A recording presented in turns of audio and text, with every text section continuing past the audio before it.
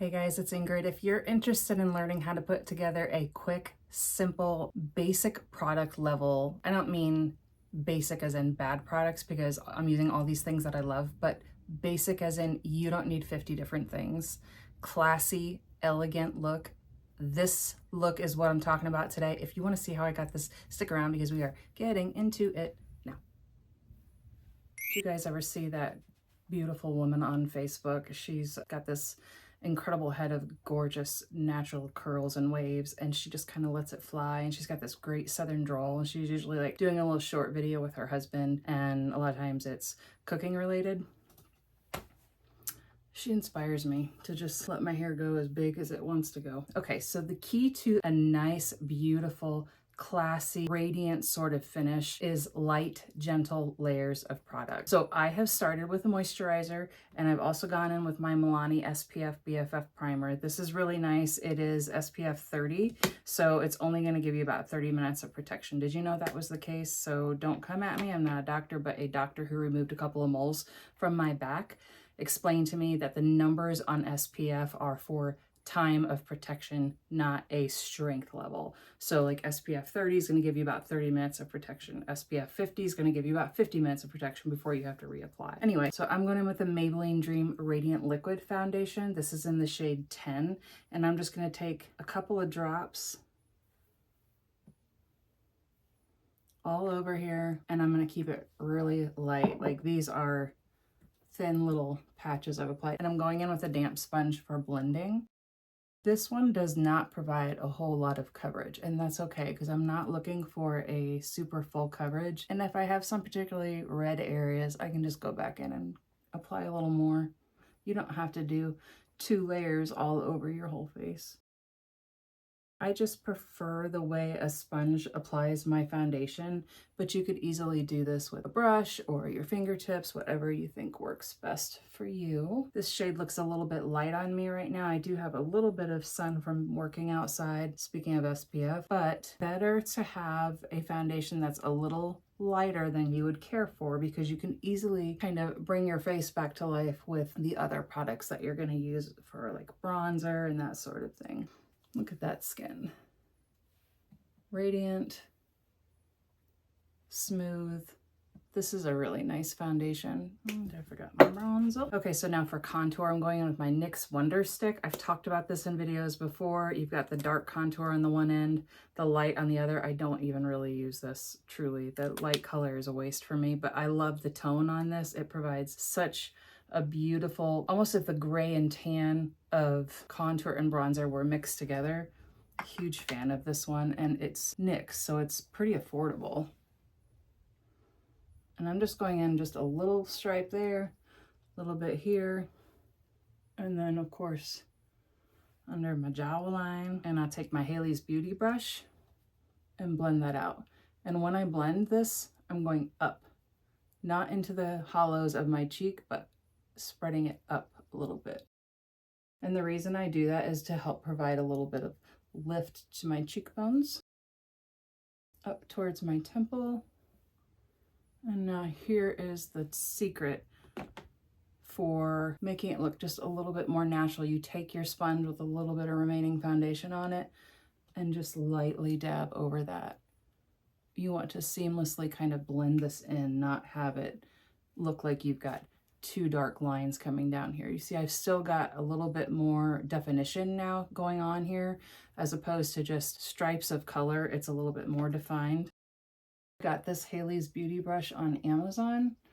It's really quite nice for applying any kind of cream bronzer or bronzer stick situation like this one. And then I just barely pull it down my throat, and I'll take just a little bit, kind of like pinching the brush together, and just get a little bit of a accentuated line here along my cheekbone.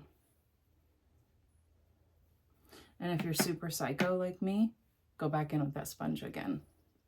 Staying with the cream concept, we're going with the NYX Sweet Cheeks blush. Mine is in the shade, should have known, it's in the shade Nude Tude. Now, I've said this before, cream blushes do not last on me, so I will follow up over this with a powder blush just because in an hour my face will absorb this.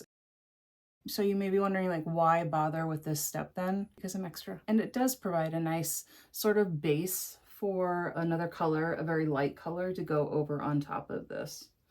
And then I'm just going to take it and dab along the forehead because I am a 90s girl. Again, with the sponge, just kind of going over those areas. I added some color just to turn the volume down a little bit and keep it a little on the more natural side. Now I'm going to do my eyebrows, and those are nothing interesting. I'm just using my Anastasia Dip Brow, so let me do that real quick off camera. So as I'm starting to just kind of clean up a little bit with my brows, it occurred to me, like, it's going to mean different things to different people what classy elegant is going to look like. I'm just taking a little bit of the L'Oreal Lumi Glowtion, and I'm taking a tiny little bit to use as a liquid highlighter before I go in with any other powder products.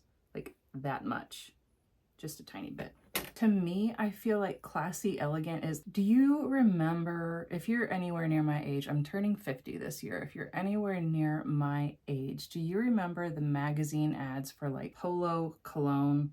And they always have these beautiful women posing with the men, and they had barely no makeup on. They were lit beautifully, hair's flowing, and just stunning and simple. That to me kind of defines classy elegant. I don't know why, but that's sort of what comes to my head with that term. To you, it could mean something completely different, and that's totally fine. I'm just saying that's what kind of comes to my mind. I'm taking my favorite blush. You've seen this one before. This is the Buxom Sechelles. It's a light pinky brown with just a tiny bit of shimmer, and I'm just going in with that over the liquid blush that I've already applied, and it gives, in combination with that Lumi Glowtion, a beautiful shimmery but not highlight in your face finish to the blushes. Ooh, it's starting to rain. Can you hear the thunder? And again with the forehead, because I can't stop, won't stop. And then I'm going to take a very fine, this is the Charlotte Tilbury Airbrush Finish powder. And then any powder that you have that is a finishing powder, which is super fine. Your finest fine powder is what you use. I'm just going with a little black sponge, and I just roll it across that, barely getting any on there. I don't want to completely matte out my face, but I do want to just simmer down the effect of everything I've applied so far just a notch. So I'll go in on my T-zone and just lightly dab. I am not covering the whole face. I'm going to take a little bit of my favorite setting spray. This is the Morphe one. It's the Coconut Bliss version. Excellent for layering. Excellent setting spray for layering. If you are interested in trying that, where you hit your face, don't hit your face, like, where you apply a setting spray a couple of times in your makeup application process. It helps with staying power, like, just trust me. Now for an eye look, I'm going old school. This is the Almay Velvet Foil Color Shadow, Cream Shadow, Velvet Foil Cream Shadow. I don't know if they still make these. I think they do. It is so good. For a drugstore cream shadow, this tube's gonna last you forever. This is a brown shade. It's the color Endgame. And look at how pretty this is. It's got a little bit of a shimmer effect to it. Oof, yeah, I know you see that. Man. And I'm actually just gonna take what's on the back of my hand and lightly dab it on my eyelid. It is just this gorgeous, subtle, bronzy brown cream that once you initially dab it on, take a clean finger and just kind of gently spread it up a little bit into your eye socket, and it's gorgeous. My cat is taking a bath in the background if you hear rude noises. Now, I'm going to stop there, but if you wanted to, you could take a lighter, where's my sponge? You could take a lighter cream shadow and dab it in the inner corner of your eyes so you have a little bit of dimension there, but I don't think it's necessary. I'm just keeping it so simple. And then the most important, no eyeliner, just going with your mascara. This is the Essence Lash Princess in their brown. This is the false lash effect. This has quickly become one of my favorite brown mascaras. It doesn't transfer like the other Essence formulas I have found do, and it just goes on so nicely. And there's something about not having liner on that your lashes just pop even more.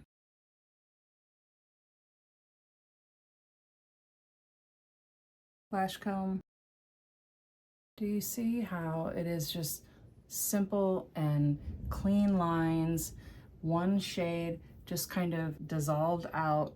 That's not the right word. Faded out, blown out. I don't want anything blown out by my eyeball, but kind of just, what is the word? It doesn't matter. Now, almost done. For my favorite lip look that I've been doing lately and really complements this sort of just simple, clean, classy, I will take a nude lip liner. This one happens to be Colourpop Beeper. It is one of the best in the world. It's pouring outside. It is one of the best lip colors in the history of lip colors ever, and I wish they would bring the lipstick back. But I'll just take it along my lip line.